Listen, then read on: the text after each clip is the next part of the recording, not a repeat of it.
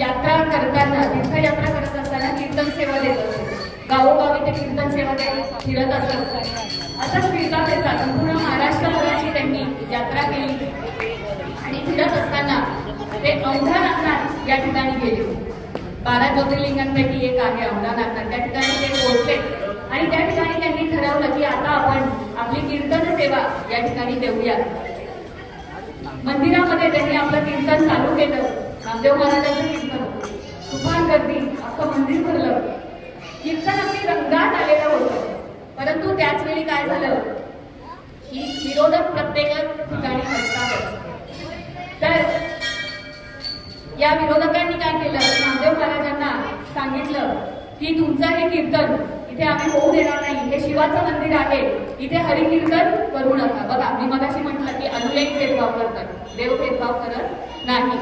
हे शिवाचं मंदिर आहे, इथे हरिकीर्तन करू नका असं त्यांनी सांगितलं. परंतु कोणी जागेवरून हलेच नाही. मग त्यावेळी नामदेव महाराजांनी आपलं कीर्तन परत चालू केलं. मग आता दुसरी काय युक्ती करावी नामदेव महाराजांना त्रास देण्यासाठी?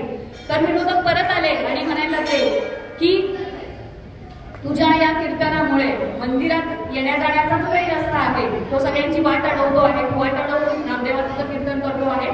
तू इथून कीर्तन तुझं बंद कर किंवा देवळाच्या मागे जाऊन कीर्तन कर. नामदेव महाराज सवयीप्रमाणे सगळ्यांना दंडवत घातला आणि शांतपणे त्यांनी आपली कीर्तन सेवा मंदिराच्या मागे जाऊन चालू केली.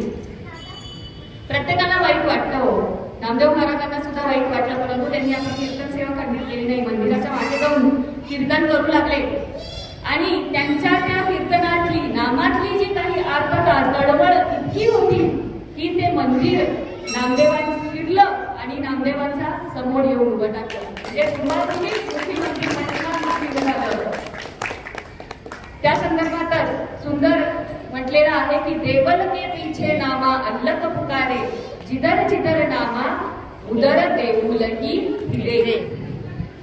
भक्ती कशी करावी हे संत आपल्याला शिकवतात आणि त्याच संदर्भातला एक सुंदरसं अभंग म्हणूया, गाणं म्हणूया, आपण आता ऐकूया. पद्मनाभा नारायण.